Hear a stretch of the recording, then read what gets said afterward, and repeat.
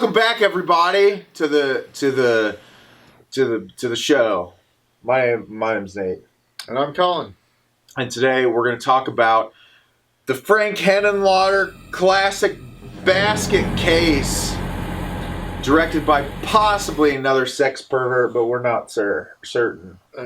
There's evidence. There's evidence in the film. He also directed a movie in the 80s called Frankenhooker. So there's a high possibility. This is one of my favorite horror movies because it's so bad. This is his first experience watching this movie. Collin, give me your initial reaction. What did you think? Well, it is very bad. Mm-hmm. The first couple of shots are really strange. Yes. The cinematography is just, you can't even call it cinematography. It's just very flat. Some guy pointed a camera at shit. There's some interesting shots in there. There are some interesting shots. Yeah. But I'm starting to notice a theme with your picks. Yeah. And that theme is fucked up body horror. I love fucked up body horror movies. It's my forte. I love it. I like weird shit. So Frank Henenlotter's classic basket case. So the story is about Duane Bradley, who is traveling across America with his basket. And he ends up in New York City, and he decides to stay at this hotel, and weird shit starts happening. And that's the premise of the movie. That's the baseline of the film. That's a very baseline. Very baseline. And we're going to get into it. So we start off with something completely disjointed. Makes no sense. You're at this house. There's this guy in the house, a weird-looking dude with glasses on, and he's like running into his house, and he's locking his door. And then what happens? And then he hears a bunch of weird scratching noises. Camera follows up the ceiling, goes all the way up to the top of the ceiling. You're like, oh god, what is this? This is Alien? Like, what's going on? There's a shitload of scratching noises for like 5 minutes. So, scratching on the ceilings, he's like running around, trying to lock up his house. He locks up his front door, shuts all the windows, locks the windows up. And we're like, what the fuck is going on? No. Oh, yeah. That's right. He goes up to the windows. He, locks the windows up. And he's, in his room. He's, sitting down at his desk. He doesn't know what's going on. And he calls 911. Mm-hmm. And then he starts to say, hey, I need... And then he pauses.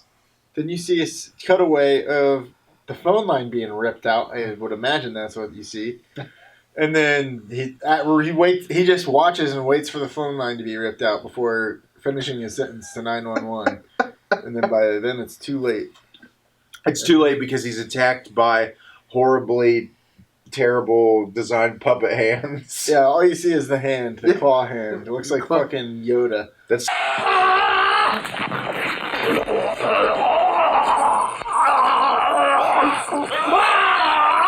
Sometimes he's missing a finger and sometimes he's not missing a finger. So then we get introduced to Duane, who has the craziest haircut I've ever seen in my whole fucking life. And I think throughout the film, the hair just continues to get bigger and bigger and bigger. It's a helmet. Yeah, his fucking helmet continues to grow.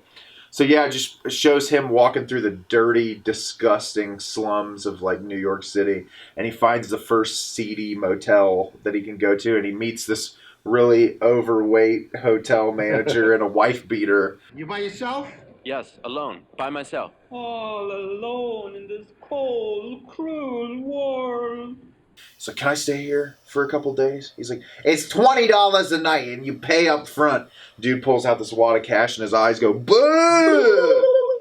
And there's this old, weird looking dude there who's looking at his money. He's like, oh my god, look at all that cash. So then he runs up and he puts the basket up in his room. Yeah, and then he asks about something to eat. Yeah. Right across the street. Yeah, takes off and comes back with 100 burgers and just starts throwing them into the basket, and the basket's shaking and you hear the sound of something eating. And it's pretty fucking weird. The greatest part though is when he first starts throwing them in, he's just throwing the patties in. And then he throws the whole burger in, and then he just throws the fucking... he pours the foil into the fucking basket. And just... blah, blah, blah, blah. Oh, it's ridiculous. Yeah, it's fucking insane. But also, when he's checking into the hotel, it's this real awkward reverse shot of him just Hello, I would like a hotel room. One please. hotel room. One. The guy got a few nights. And the creepy guy with the weird glasses and the balding head is like, it's $20 a night. You're gonna pay up front. He kind of looks like Sipowicz. Yeah, a little bit like Sipowicz. Then, the story starts to kind of unfurl what's going on, but slowly. So the first thing that happens is, and he goes to this doctor's office. And that's the first place that he goes to, is this doctor's office. Oh, yeah.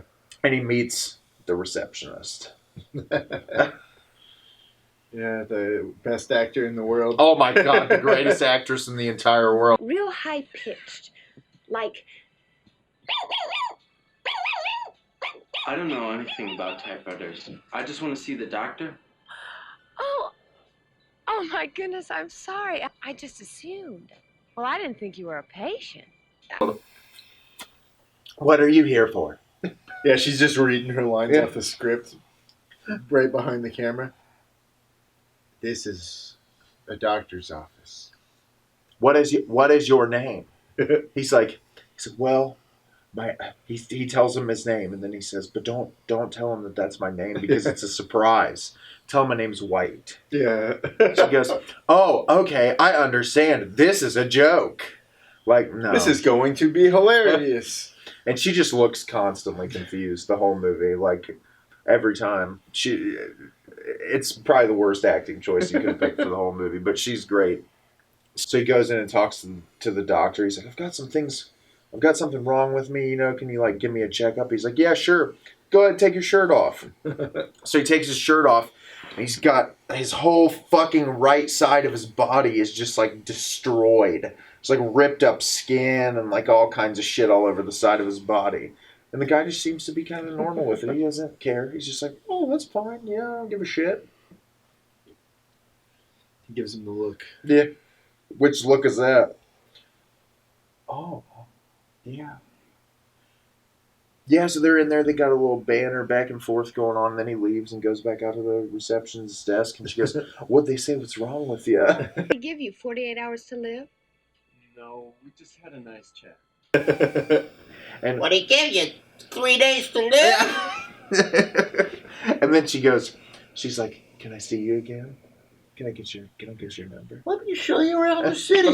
Let me show you around the city. She's like, you haven't seen the Statue of Liberty? The Empire State Building? The Twin Towers? And she takes it personally. The Empire State Building yet? And the Statue of Liberty? No, I haven't had the time. Haven't had the time. Well, what about Radio City Music Hall? Or the UN? Had time for them? No, I... Oh, what about the World Trade Towers? Twin Towers? Sorry, I was thinking about 2001. A Space Odyssey? Yeah, so she's like, I want to put myself into your life. They've literally met for 20 seconds, and they've already determined that they're lovers forever, which is kind of hilarious. Especially because he is the most abysmal looking human being I've ever seen in my life. With his weird fucking haircut and his basket, which apparently to most people, they're just not off-put by the fact that he's carrying a basket everywhere with What's him. in the basket? What's in the basket? Easter egg? What you got in the basket? What's in the box? Just like 7.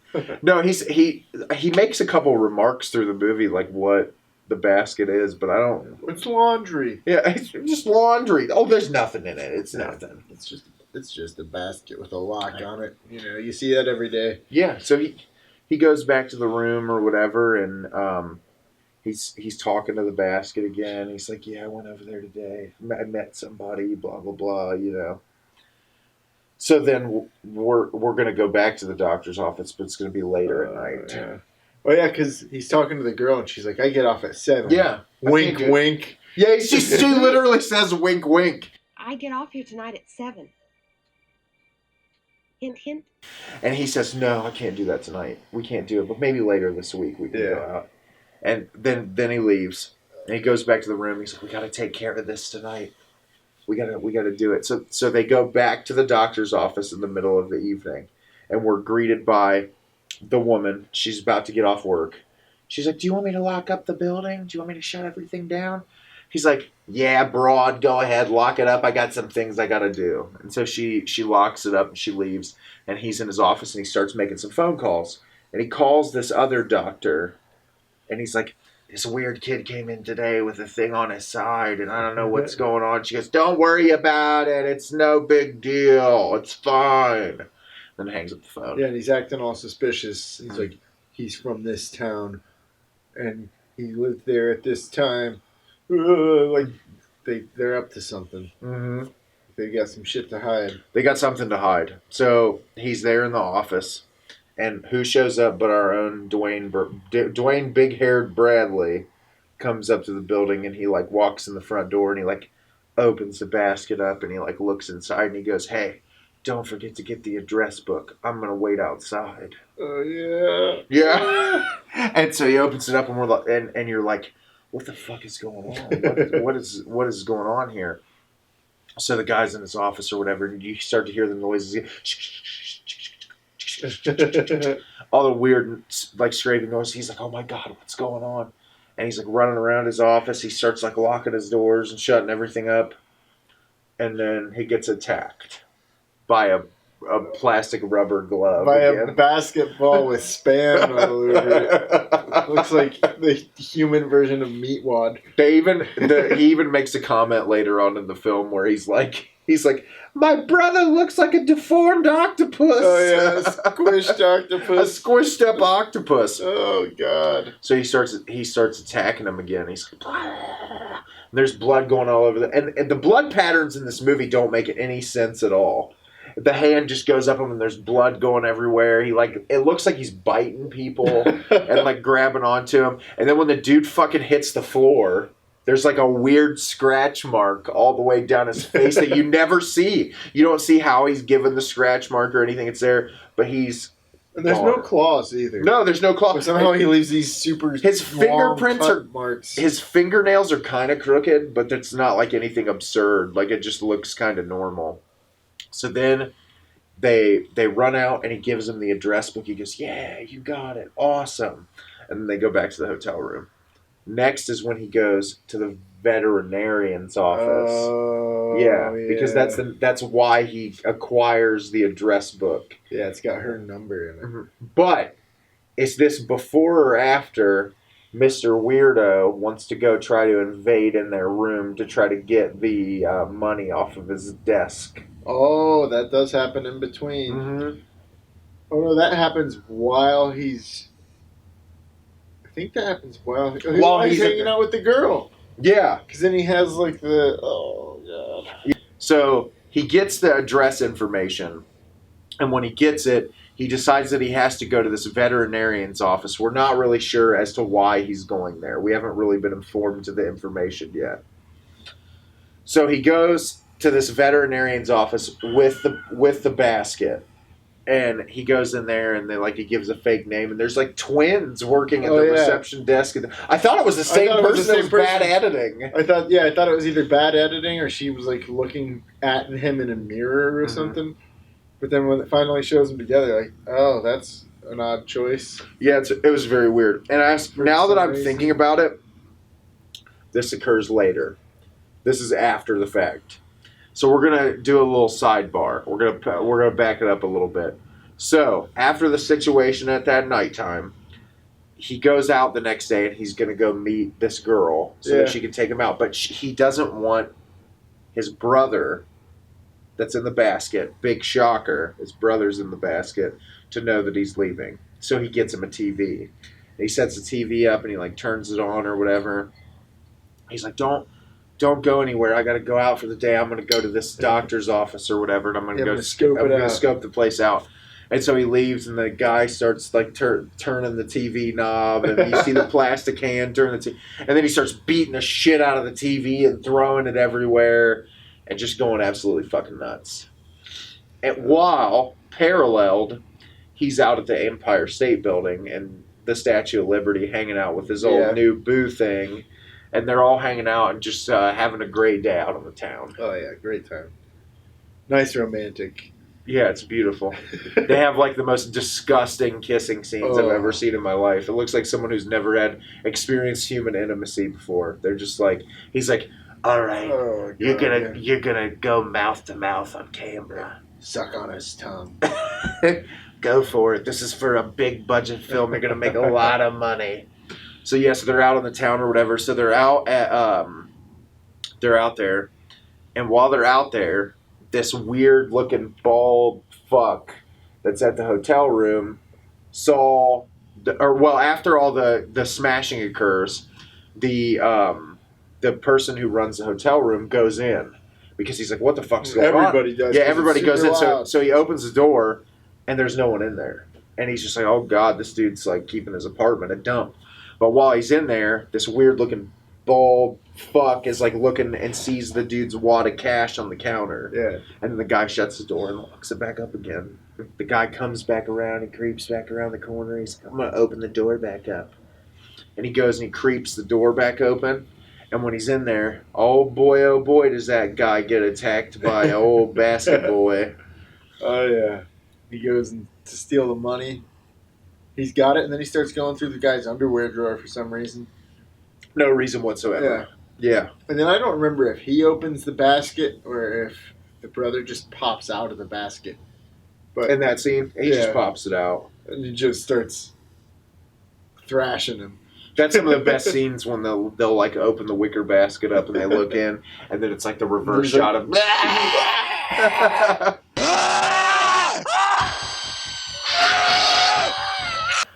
I think that one, because it's super early on, they don't want you to see the whole outline because it's terrible. But once we start getting into the little stop motion animation, you get some good shots of him. The first kill, you get some decent shots when he kills Simon Pegg. Yeah, the fake Simon Pegg. Yeah, there's honestly like some of this practical effects in this movie are really good, and some of them are really terrible. Most of them are terrible. The stop motion animation is not the greatest. It's the way they backlight his eyes red. Yeah. So he murders the shit out of that guy. But while he's murdering the shit out of him, you see blood everywhere.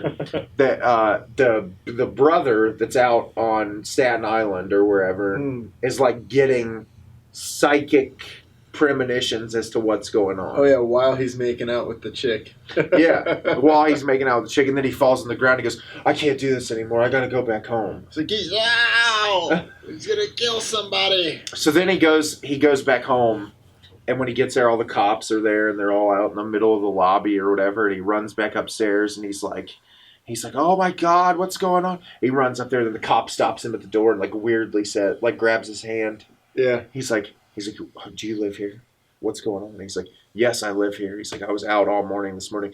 Do you have a witness that can say that you were out all morning?" He's like, "Yes, I have a witness." He's like, "Let's open the door." And he creepily like holds his hand together while they open the door up. And he goes up to the basket and he opens it up and it's empty.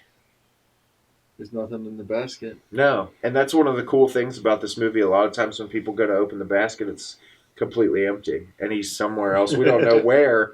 But he's somewhere else, either down the hallway. This time, I think he was down the hallway in that guy's room. And he scurries his way back into the bedroom. Oh, yeah.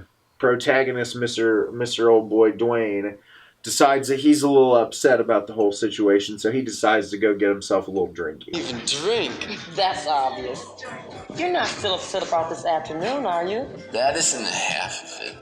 I'm so messed up about a lot of things. And now this girl I've met, I don't know what's going on anymore. There's a woman who lives in the hotel with them who apparently looks to be a stripper or a woman of the night because she keeps coming in and out of other people's rooms in the hotel room. And she's like, he gets in there, you go, "What's going on with you, sweetie?" He goes, "I never drink anything." And so he sits down drinking, and she goes, "So what's in the basket?" He goes, "Hey, it's my brother."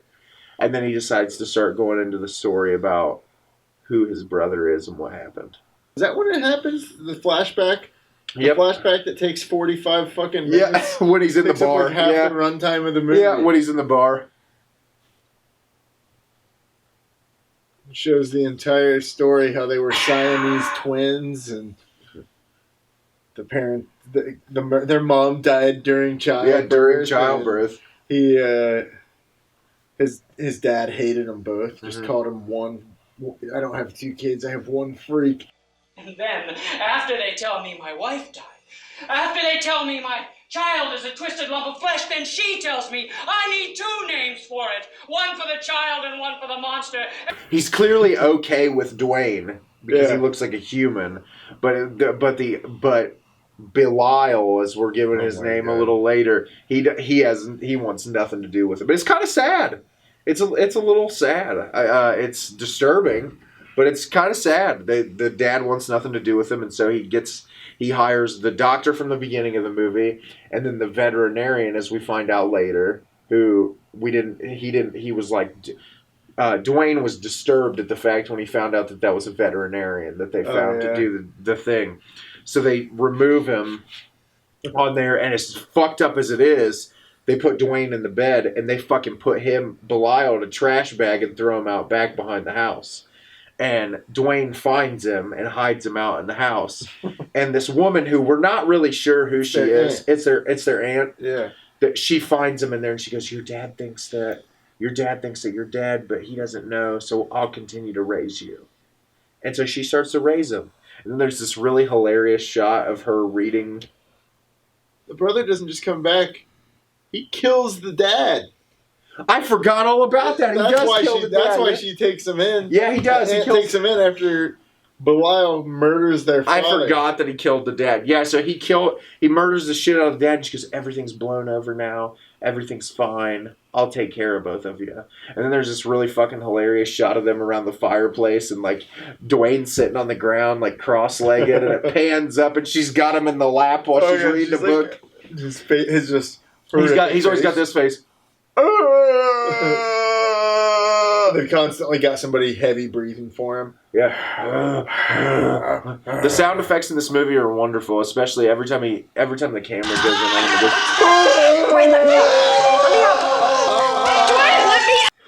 Yeah, so we get that whole really elongated bit of exposition. I swear it's like at least a 20-minute flashback. Yes, which a lot of it could be implied more subtly, but it is pretty funny, and there's some funny shots in there, and there's some really bad acting. Yeah. So then we get the idea as to why this is all occurring and why it's happening, and so they're seeking revenge out on these people who separated them, because Duane clearly has an issue with the fact that they were separated at birth. He didn't want that to happen. So then we go to the veterinarian's office after all that happens, and he takes the little basket in there with him. Would you like to elaborate on this, or do you want me to keep going? Oh, I mean, then he goes in and he explains to the vet exactly who he is, and she's like, "Have you come to say thank you?" He's like, "Thank you! Oh, let me fuck you up! Like you ruined my lives!" Yeah, you ruined my life. And then she still thinks that he's dead. Belial's dead, and she doesn't even think twice that he's got a basket. He's got a fucking basket on her counter. She says some fucked up thing like, now, unless you've grown something else, I need to cut off. I'm not going to be threatened by some adolescent punk with a smoldering grudge unless you've grown something else you want to cut off. I think it's time for you to leave. Terrible. And then they get into like this really horrible bickering, and then Belial jumps out of there and starts attacking the shit out of her. Starts attacking the shit out of her, and the greatest kill scene ever when he's smashing her face into the pull-out drawer filled with scalpels.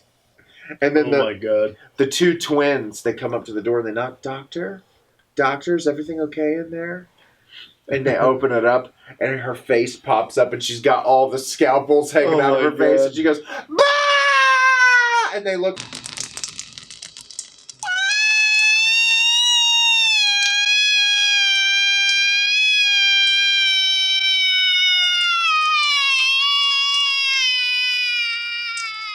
And they're and she's on screen screaming with the scalpels for like a ridiculous. But it doesn't make any sense because all the scalpels are laying flat. So even if you smashed her face in there, they would not turn upwards to stick inside of her face. So that was just a really stupid thing that didn't make any sense. But it was wonderful. And I can't remember if that was one of the scenes. So he's got some fingers, and sometimes the middle finger is gone. Yeah. It's just the 3 fingers there. I don't remember if that was one of the times it was gone or not, but it's fucking funny that every time there's like one of the fingers is gone. So yeah, he kills the shit out of her. So they've completed their revenge, and they go back to the hotel room. Oh, and then I think it cuts to he's walking somewhere. He's going back up to his hotel room, and then the girl finds him. Wait, the girl from... So we got the timeline mixed up because Collin and I are really bad about this.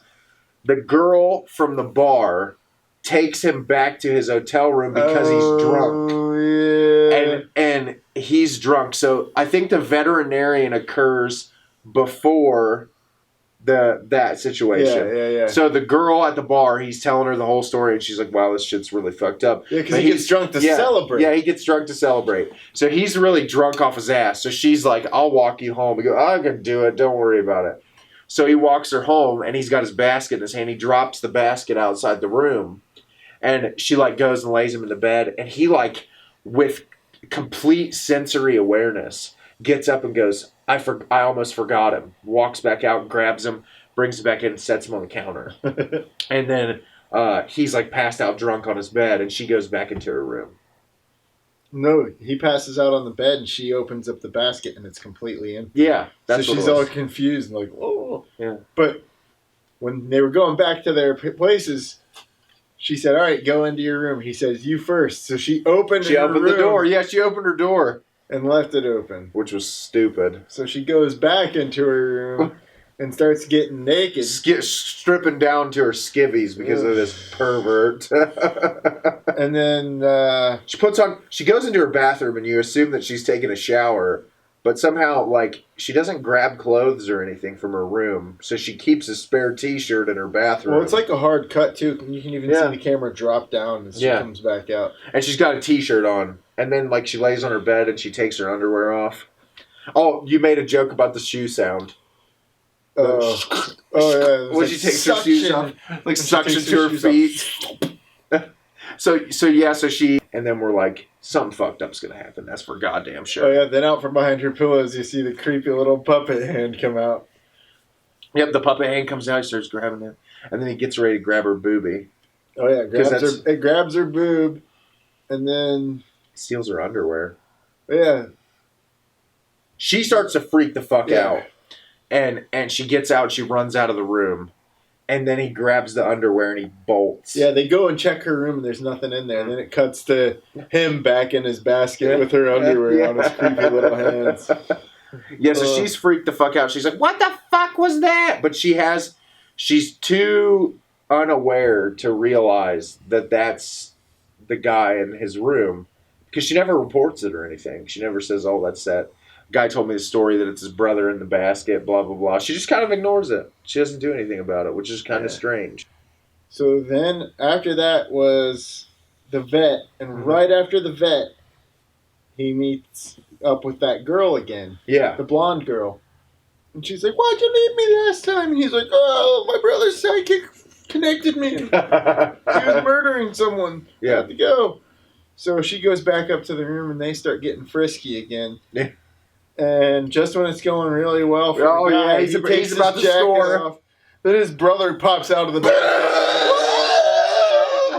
Duane, let me out! Let me out!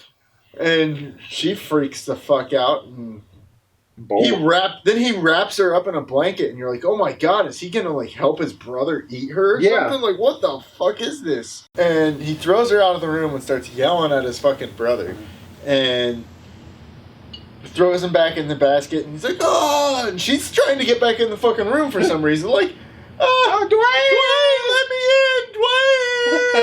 Duane! Duane! Duane! Let me in! Duane! And then she goes down the stairs, and all the people in the hotel are like, and she turns back around at the bottom of the stairs and like, Duane! And then she turns around and runs out. Like her most dramatic role of the year. She said it's going to get her all the acting work. I checked her IMDb, and this was her only movie. Big shocker. Yeah. I'm not really surprised by any means at all. So then she bolts and takes off, and then we, I believe, if I'm right, cut to the scene where she goes home to go to bed at her own house. But he freaks out. He freaks out on his brother. Like he gives him the business. Yeah. He's like, "This is my girl. What are you doing?" Yeah. Yeah. So he gives him the 2 cents, and then we're cutting to where he's asleep in his room, and he starts having this dream where he's running butt ass naked through the streets of New York City with his big old bush hanging out. And he's running naked, and then he runs to his girl's house, to where she's sleeping in there, and he starts she's asleep naked in the bed, and he starts fondling her up. Yeah. He grabs her boob, and then it's all fondles this POV shot. It's real creepy. But it's his hand. Yeah. It's not the puppet hand. Starts grabbing her leg or whatever, and he's it cuts from there to him asleep to back to there. To him asleep, and you're like, oh god, here's this fucking sex pervert director putting in something fucked up again. And this is where the movie might take it just a hair too far.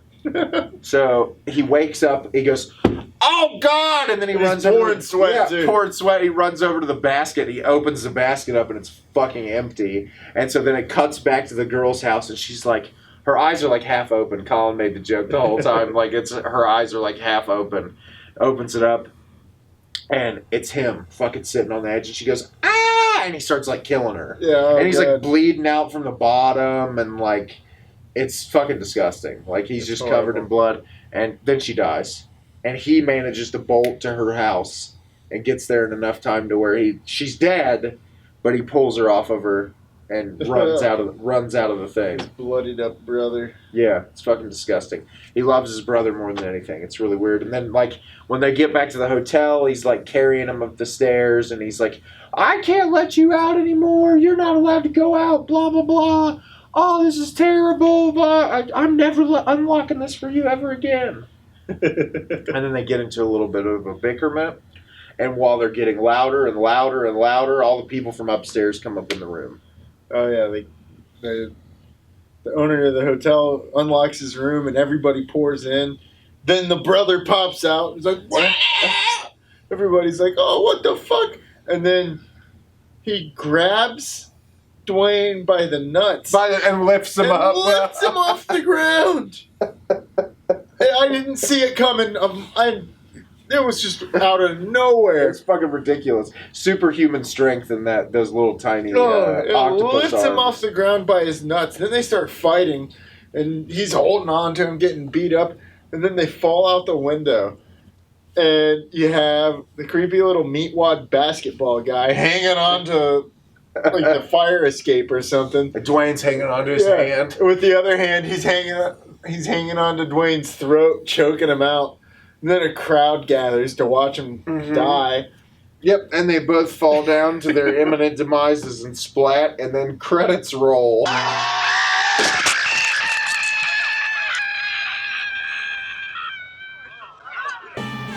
Which is fucking crazy. This movie ends really abruptly. It does. Yeah, but it never takes away from the entertainment value of the kills from Belial. They're pretty great. They're pretty great. There's some slow moments through the movie, but I think that the build-up is worth it.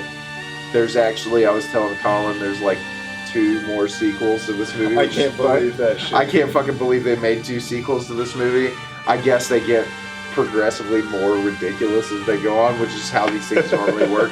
But this was a movie I was introduced to when I was really young, and I just really appreciate it. I think it's got some funny visual effects. The acting's really bad. I don't know, I love it. I've watched it multiple times, and I grow a fonder appreciation of it every time I watch it.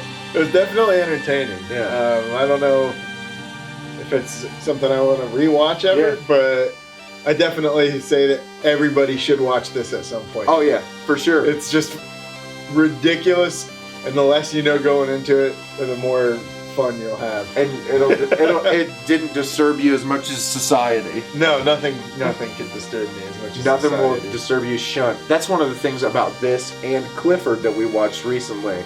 They're both disturbing in their own right, but not as disturbing as society. Clifford has more one-liners than this movie. This movie has virtually no one-liners. No, I can't think of a single one. No, not at all. There's nothing about the shunt. There's nothing about you can pray for death. Yeah. Nothing great like that. But it is entertaining. We highly recommend that you watch it. So thanks again for stopping by. And what are we gonna do now? Now we're gonna go make our own little puppet monster. And terrorize the neighborhood. Damn straight. Let's go. Terrorize the neighborhood. Here we go.